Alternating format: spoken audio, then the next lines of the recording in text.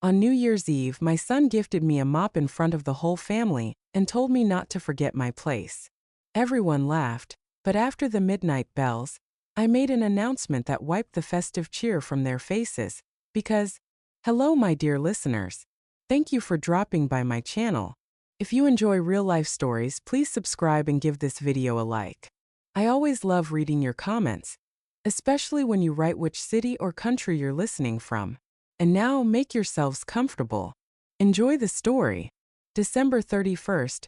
Outside the kitchen window, large snowflakes were falling slowly, as if reluctant to land. They settled on the broad branches of the pine trees, on the roof of the winery, on the rows of dormant vines sleeping under their winter blanket. The vineyard was quiet. It was my kind of quiet, the kind I lived with on weekdays. It was thick and warm, smelling of yeast from the rising dough, of pine from the towering tree in the great hall, and a little of wood smoke from the hearth. I was alone. At 82, weekday solitude is not a punishment, but a blessing. In this silence I can hear myself. I can hear the breathing of the estate that my late husband, Matthew, and I built barrel by barrel, vine by vine. On weekdays this place is mine. It listens to me, responds to my every move. A floorboard creaks a greeting. The old furnace hums like a contented cat. But soon everything would change. Soon the silence would shatter like thin glass. In its place would come noise, chaos, and haste. The family was arriving. My son Julian with his wife Isabel and their daughter, my granddaughter Clara. And a dozen more relatives and friends. 16 people in total. I was cooking for all of them. The main course was in the oven, a goose with apples, already turning a beautiful golden brown. On the cool stone of the wine cellar, the aspic was setting in large enamel bowls. A mountain of potato salad, a vat of herring under a fur coat, pastries with cabbage and potatoes were already laid out on linen towels cooling. The long table in the great hall was set with my best tablecloth, the one with the hand-stitched embroidery. I was just a girl when I made it. I remember every stitch. Sometimes, in the quiet, I think that my life has split in two. One life is calm, measured, my own. The other is for them.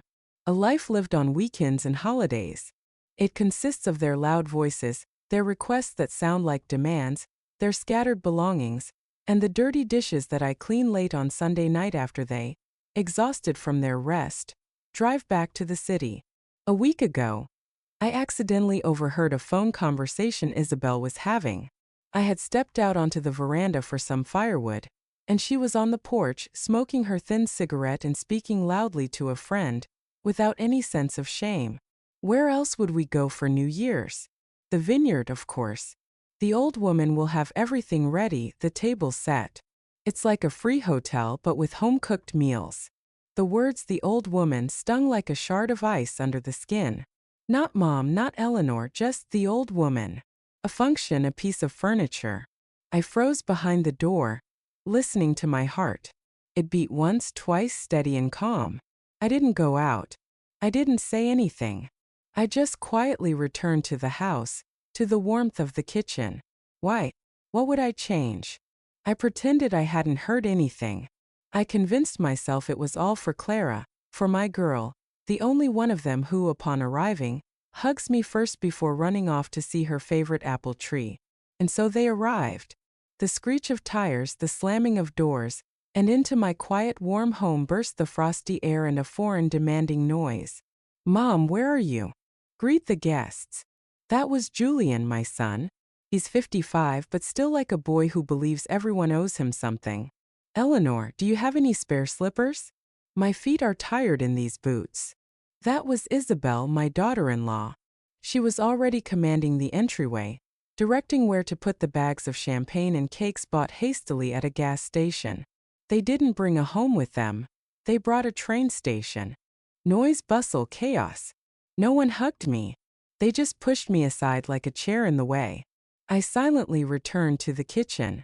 My territory, my fortress. But even here, their voices, laughter, and arguments about what music to play reached me. The party had begun. I carried dishes to the table. The goose, the pastries, the salads. I poured drinks, cleared plates, smiled. I was the mistress of the house, but I felt like a servant. They made toasts to the departing year, to health, to success, loudly, cheerfully, clinking glasses over my embroidered tablecloth. I sat at the head of the table, but it was as if I weren't there. I was the backdrop for their celebration, transparent, silent. After a few toasts, Julian, flushed from the champagne and his own self-importance, clapped his hands. And now attention. Presents. Everyone cheered, livening up. Isabel pulled boxes from a bag and started handing them out. A sweater for one, perfume for another. Julian, with a sly grin, stood up and approached me. In his hands he held something long and awkwardly wrapped in gift paper. And this, he paused to make sure everyone was looking at us, is our main gift. For our mother, for the hostess of this house. He handed me the package. It was light, almost weightless. I took it. The paper rustled. I unwrapped it. Inside was a mop. The cheapest kind, made of a garish blue plastic with a dirty white cloth head. The kind they sell for a few dollars at a discount store. It lay on my lap, alien and ugly. The silence in the room lasted only a second, and then Julian said loudly, for all 16 people to hear, "This is for you, Mom. So you don't forget your place." And he guffawed, a loud, self-satisfied laugh. Isabel joined in. She shrieked, covering her mouth with her hand. One of the cousins chuckled. Someone else smiled awkwardly, averting their eyes. Only Clara, my granddaughter, sitting opposite me, stared at her father. Her face had gone white as chalk, and in her eyes was such horror and shame that for a moment, I thought it was her, not me, who had just been spat on. In that moment the world changed for me. All the noise at the table, the laughter, the clinking of glasses, it all suddenly became viscous, distant, as if coming through a thick layer of water, and then it faded completely. A thin, high-pitched ringing remained in my ears.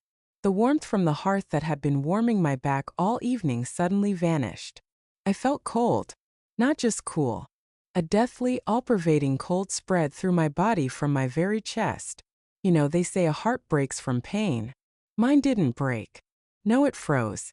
It contracted into a single cold, smooth, heavy stone. And in that ringing silence and icy emptiness, something inside me clicked. Loudly and definitively, like a switch being flipped in an old fuse box.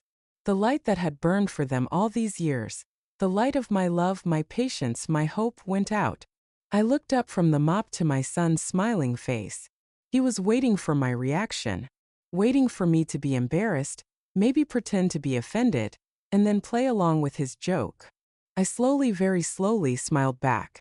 The smile felt tight, stretched over the new, frozen features of my face. "Thank you, Julian," I said. My voice sounded even, almost indifferent. "How thoughtful." I stood up, took the plastic mop, and without looking at anyone, walked across the room. My movements were unhurried, measured, even graceful. I reached the corner by the door, carefully leaned the mop against the wall, and returned to the table. In silence. No one was laughing anymore. I sat down in my place at the head of the table. The festive noise returned, but for me it had changed. It had become flat, two-dimensional, like a picture on an old television. I saw the guests' lips moving, heard snippets of their laughter, but the words no longer formed any meaning. They were just sounds, empty shells. I moved among them like a ghost at my own feast. My husband's cousin, Simon, held out an empty glass. I took the bottle and silently poured him some vodka.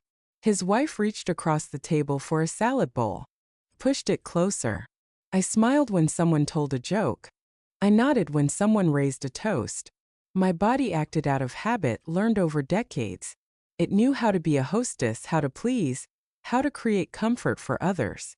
And I observed it all from the outside, from the icy silence that had taken root in my chest. My eyes were here at the table, but I was looking through them, deep into the years I had lived. Years of tireless work, endless winter preserves, washed floors, and set tables. I used to think it was love, that it was my sacrifice on the altar of family. But now, after that mop, I understood. It wasn't a sacrifice. A sacrifice is appreciated. This was just exploitation.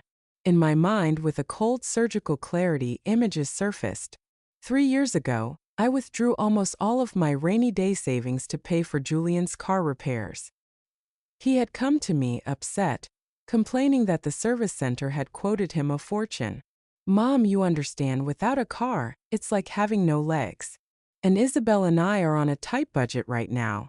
We're planning a vacation." I understood. I always understood everything. I gave him the money, and that winter I wore my old coat because I couldn't afford a new one. The humiliation with the mop wasn't an insult. No, it was a diagnosis. A precise and merciless diagnosis of my condition. Doctors make a diagnosis to prescribe a treatment. And my son, without knowing it, had just written me a prescription. He hadn't said anything new. He had simply voiced what I had become to them. I was no longer a mother, a grandmother, the head of the family. I was a function, a free accessory to the vineyard. A cook, a cleaner, a gardener. The eternally reliable old woman who always had everything ready. I suddenly remembered Matthew, my husband, very clearly. The day we had just finished building this house. He had brought a small cedar sapling from the nursery. A very thin twig. We planted it right by the gate. Matthew wiped his hands on his trousers, put his arm around my shoulders and said, looking at the house, at the sapling, "This is your fortress, Eleanor. Yours. Never let anyone make you a servant in it." The cedar had grown into a huge, mighty tree, and I had allowed it. With my own hands, I had turned my fortress into a boarding house, and myself into its meek servant. I looked up from my plate, which I hadn't touched. My gaze swept across the table. There was Isabel, boasting about a new cashmere sweater to one of her friends. The sweater was beautiful, probably expensive. And there was Julian animatedly discussing fishing with Simon, his new high-tech spinning rod. I knew how much that spinning rod cost. And that sweater. They cost exactly $4,000. On the 5th of every month I would go to the city, to the bank. I would withdraw exactly $4,000 from my account, the account where my large widow's pension for Matthew, a decorated war hero, was deposited, and where for decades I had saved everything I could, and transfer it to Julian's card. He called it a pension supplement. "Mom, what do you need it all for?" "It's a help for us." They thought I was transferring them paltry sums. They didn't know that this supplement was their entire carefree life.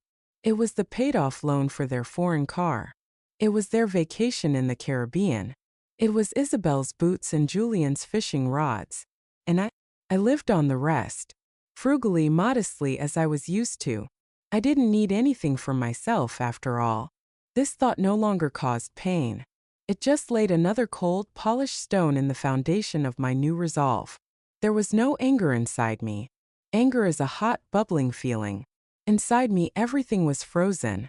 Years of resentments, swallowed words, unnoticed labor. It had all been compressed, crystallized into a single, perfectly clear and hard diamond. The diamond of my will. And at that moment my gaze met Clara's. She was sitting opposite me, not eating, not drinking, just watching me. And in her 17-year-old eyes I saw everything. There was no pity, which humiliates. There was something else. A burning, unchildlike shame for her parents and a pure, righteous indignation. She looked at me as if she were asking for forgiveness for them, for their blindness, for their cruelty. That look was the last straw. It confirmed that I hadn't gone mad, that I had understood everything correctly. "Thank you, my dear granddaughter. You saw everything. You understood everything." That look seemed to pour the last portion of steel into me. The old cuckoo clock on the wall, Matthew's, struck 11:30. The guests became animated, started talking about the president's speech, began checking if the champagne was chilled. And I watched the long second hand, which was relentlessly ticking away the last minutes of the old year. The last minutes of my old life. Tick-tock. Every swing of the pendulum echoed in my head like a hammer on an anvil. Tick-tock. The year in which I was an old woman is passing. Tick-tock. The year in which I will become Eleanor Vance is coming.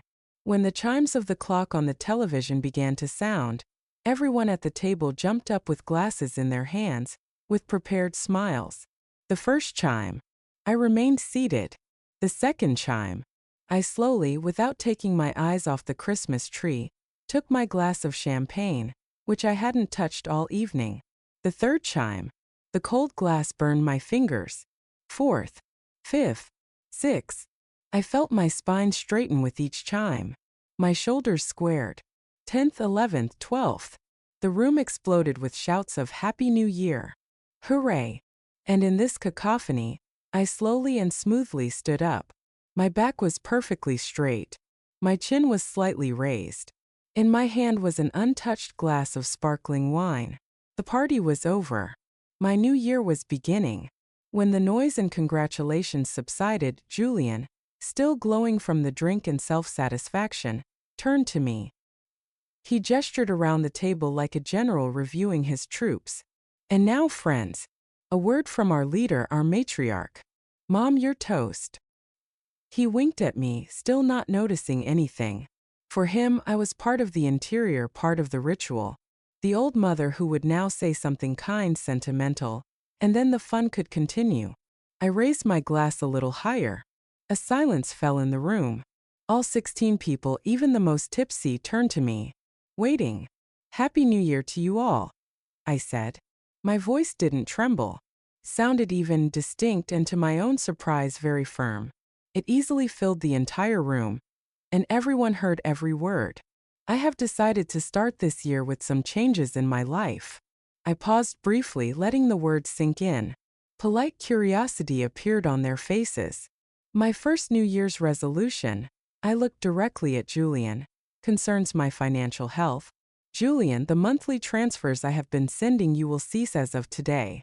I am sure you and Isabel will manage. The smile on my son's face didn't just disappear. It froze into a grotesque, bewildered grimace. He blinked as if he hadn't heard correctly. Isabel, next to him, opened her mouth. Her face elongated. She wanted to say something, but I didn't let her. I surveyed all the guests, who were now looking at me with confusion and anxiety. My gaze lingered on the mop, standing alone in the corner. My second resolution, I continued in the same calm voice, is to relieve myself of an unbearable burden. This house and this vineyard have become too much for me. To maintain them alone at my age is difficult. Therefore, I have spoken with a realtor. Here I lied. I hadn't spoken to anyone yet, but there was not a shadow of a doubt in my voice, so the lie sounded like an irrefutable fact. There is a great deal of interest from a developer. They are ready to buy this land for a good price. I have decided to accept their offer. I myself will move to a small apartment in the city, closer to the clinic. And all of you, I looked at my son and daughter-in-law again, have exactly 2 weeks until the old new year to remove all your personal belongings that you wish to keep from here. A silence so profound fell in the room that it seemed I could hear the snow falling outside the window. An absolute dead, ringing silence. It lasted for perhaps 10 seconds, but in it the entire celebration drowned. And then this silence was shattered by Isabel's shriek. What? You can't. How can you sell? What about my peonies? I've been planting them for 3 years. And the sauna? Julian, tell her something. She grabbed my son's sleeve. Julian, as white as a sheet, stared at me with completely bewildered eyes. He swallowed hard. Mom, what are you saying? Are you in your right mind? What about your promise to Dad? You promised him you would keep this house for the family, for me. This is our family estate. Hysterical, crying notes appeared in his voice. The guests at the table fidgeted, began to whisper, awkwardly averting their eyes. The party was dead. A scandal was beginning on its ruins.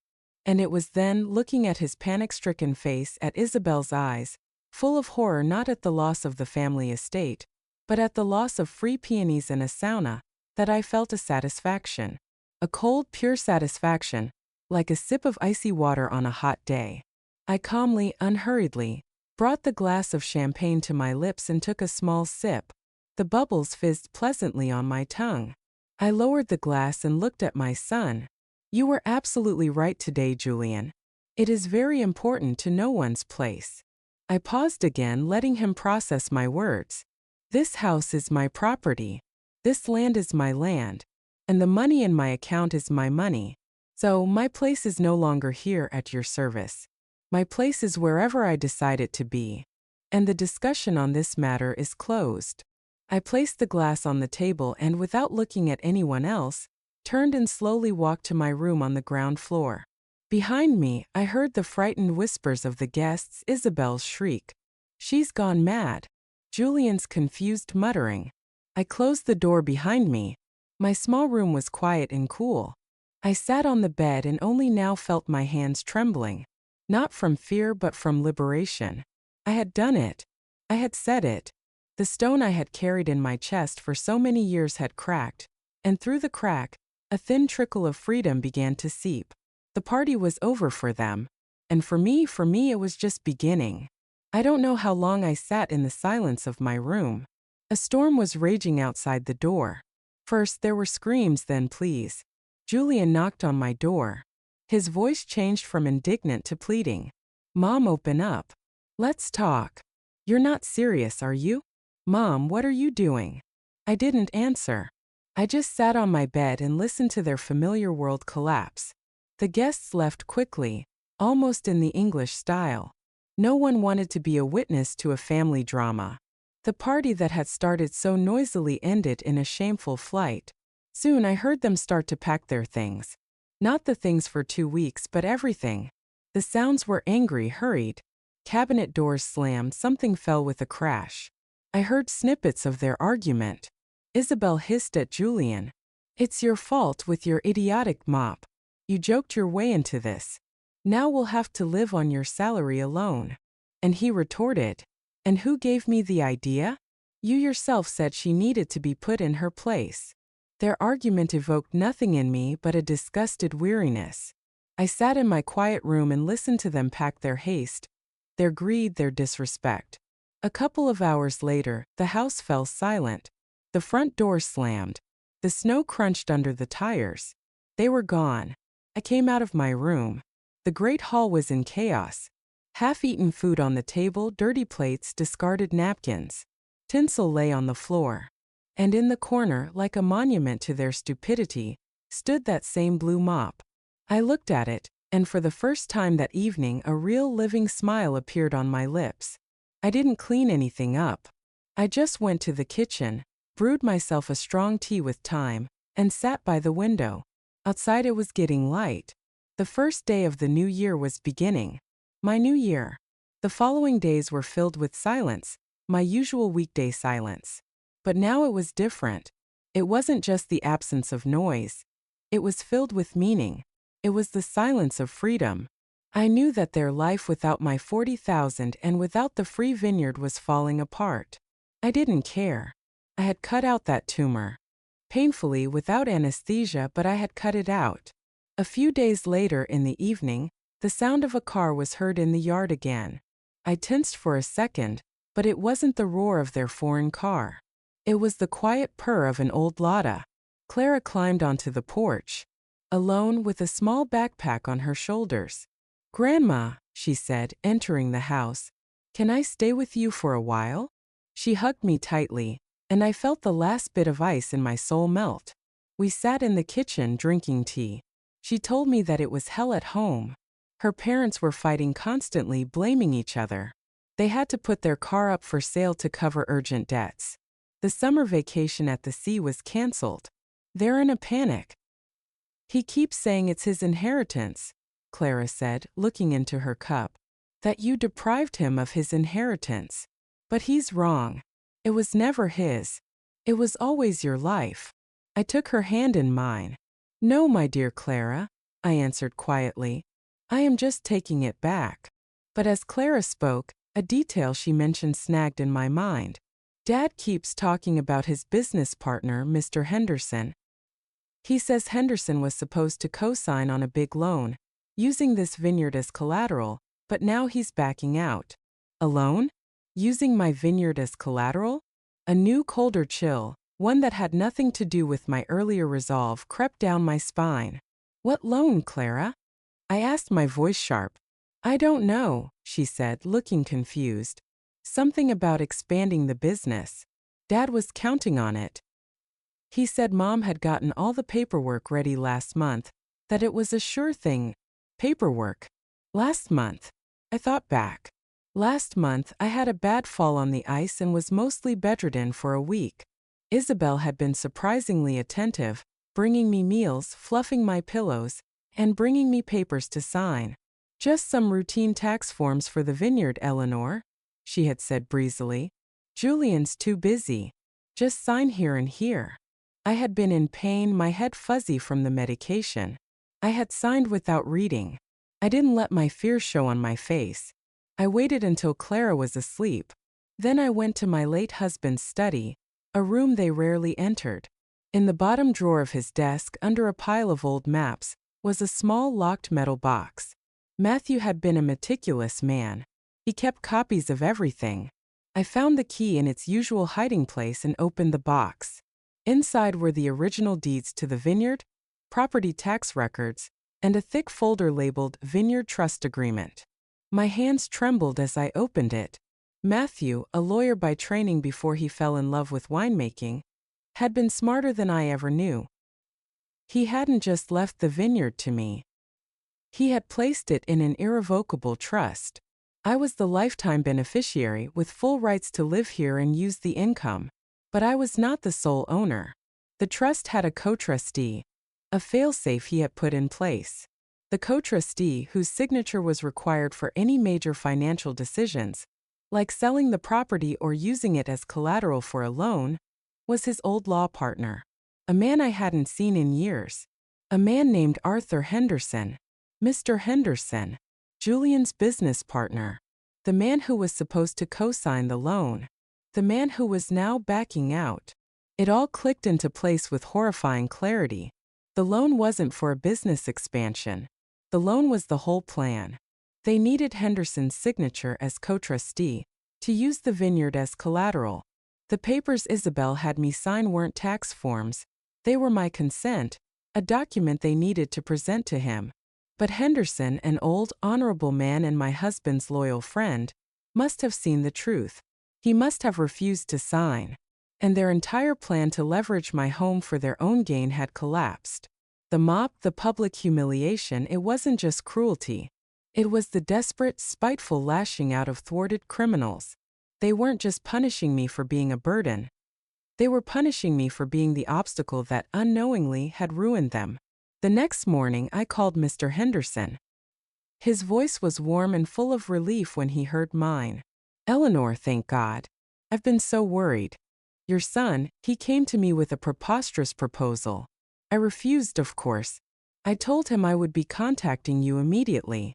Then he and his wife started a campaign, telling everyone you were unwell, that you'd gone senile.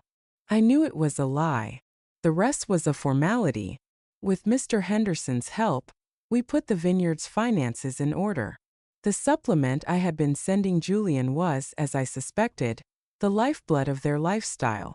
Without it, and without the fraudulent loan, their world of cashmere and fishing rods evaporated. I didn't sell the vineyard. Of course not. It was my fortress. But I did make changes. On the money I was no longer sending my son, I hired a local man, Stephen, to help with the heavy work. He fixed the leaky roof on the veranda, mended the fence, and chopped enough wood for the entire winter. I paid him and he did his work simply and honestly. Then I called my old friend Lydia. She was also a widow, living alone in a cramped city apartment. Lydia, I said into the phone, how would you like to move in with me? There's plenty of space, fresh air. We'll grow old together, tend the garden, drink tea on the veranda. She was silent for a minute, then she cried and accepted. A month later she moved in, and the house came alive again, but it was a completely different life. Calm, respectful. We cooked together, read books, walked in the snowy garden. Summer came. The vineyard was drowning in flowers. Isabel's peonies, which she never came to collect, bloomed lushly and defiantly, as if nothing had happened. But now I cared for them for myself, for my own joy. Clara came to visit often. We would walk through the garden, and I would show her how to properly tie up a climbing rose, a rare variety I had managed to grow. On the veranda stood a brand new, professional easel with a large canvas. It was my gift to Clara for finishing her school year. She painted our garden, and her work was surprisingly beautiful. That ugly blue mop was long gone. Stephen had burned it in the stove on his first day of work. Clara painted, Lydia dozed in a rocking chair on the veranda, and I looked at my blooming, well-tended garden, at my house filled with quiet light and peace. I thought about how my son's cruel gift had actually been a key. It hadn't shown me my place. It had opened the door behind which the rest of my life was waiting. A life in which I was no longer a servant or a function. I was the mistress of my home, of my destiny, and of my quiet, blooming kingdom. And this peace, this ringing silence of happiness, was only possible because one New Year's Eve, I found the strength to reclaim my own voice. Thank you for being with me until the very end.